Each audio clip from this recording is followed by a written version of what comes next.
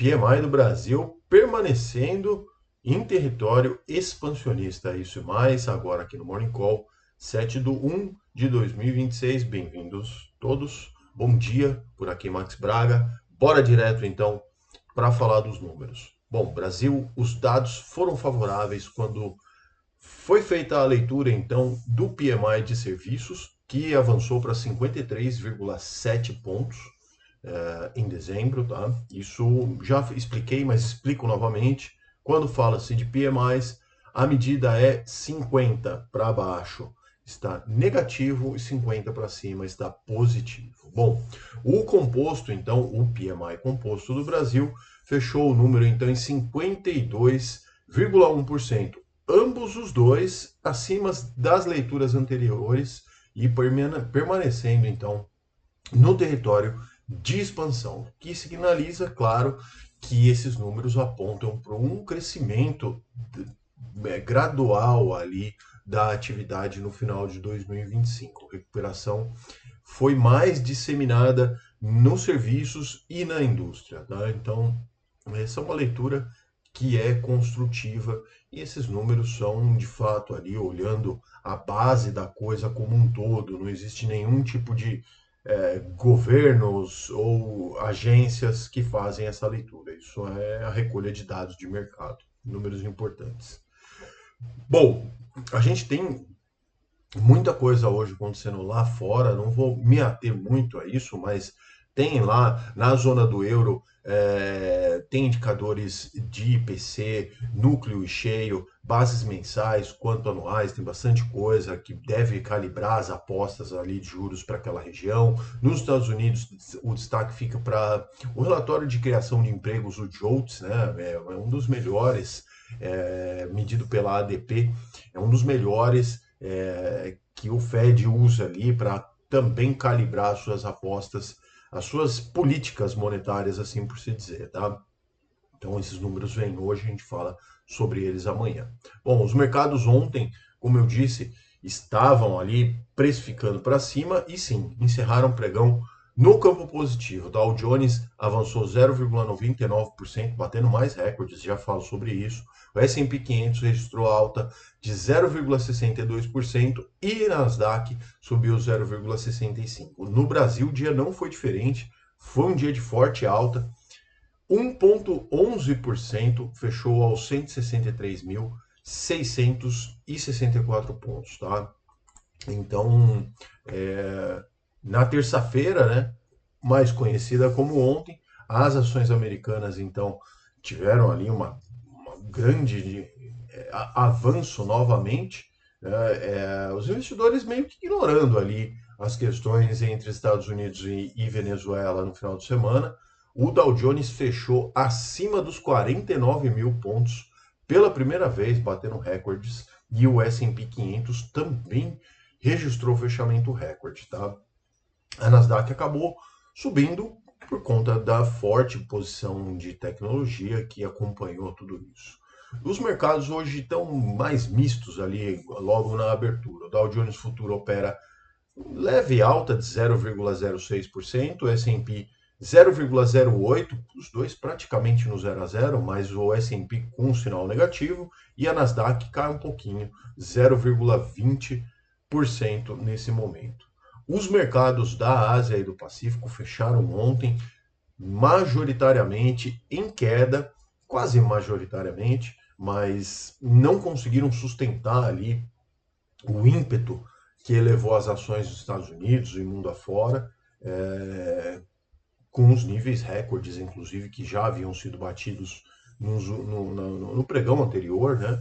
E o destaque ficou para as ações japonesas, em particular, que foram pressionadas por uma crise diplomática que vem ocorrendo entre China e Japão. Isso já vem se estendendo há algum tempo, tá? E que acabou resultando, então, de uma proibição pelo governo da China, por Pequim, da exportação de certos bens que podem ser utilizados para fins militares. E o Tóquio já logo reagiu, disse que essa medida é inaceitável, enfim. É isso. Esse é o reflexo, então, da escalada aí agora das empresas do campo militar. Xangai fechou 0,05 no campo positivo, quase um 0 a 0. Japão 1,06 de queda. Em Hong Kong também foi queda de 0,94. Na Índia caiu 0,39 e a Austrália subiu um pouquinho, 0,15. Os mercados na Europa, nesse momento, operam mistos. É muita apreensão em relação à questão da Groenlândia, né? Já que Donald Trump vem dizendo ali que pretende anexar a Groenlândia ao território americano, enfim. Essa que é a Groenlândia, um território autônomo da Dinamarca, então vem pesando agora na parte europeia essa nova escalada aí de tensões, né? Só aguardando para ver. O estoque 600, 0,08% de alta. A Alemanha, o DAX, está com 0,53% de alta também. Lá no Reino Unido, cai um pouquinho, 0,33%. Na França, o CAC também cai 0,11%. E na Itália, o MIB sobe 0,25%.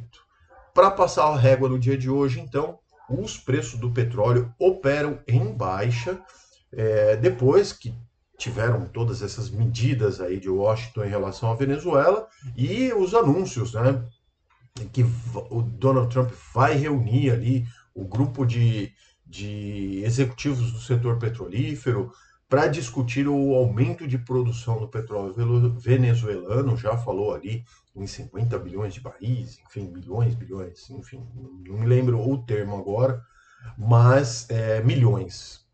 Eu vi aqui nos meus alfarrapos. Mas não é tão simples assim. Embora as empresas que estejam instaladas lá são empresas americanas. Vamos lembrar que o Chaves, quando ainda vivo, estatizou as empresas americanas que exploravam petróleo na Venezuela, né? Então, mas esse plano não é fácil de se concretizar para colocar o negócio de fato de novo em pleno funcionamento. As cotações do minério de ferro lá na China fecharam em alta até forte, atingindo níveis mais altos ali, bem forte inclusive.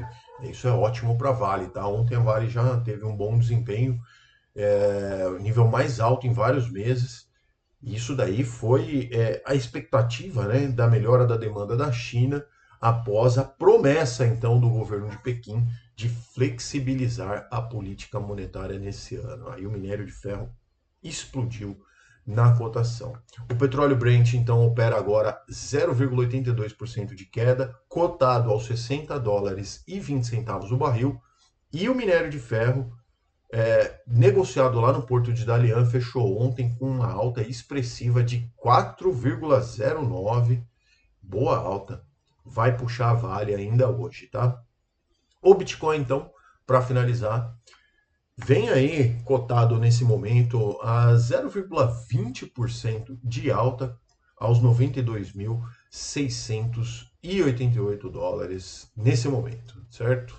Esse era o vídeo de hoje, então. Espero que vocês tenham gostado das notícias. Se inscrevam no canal, deixe seu like, comente as notícias para que eu possa interagir com todos vocês. Forte abraço, até amanhã aqui no Morning Call. Bons negócios. Tchau.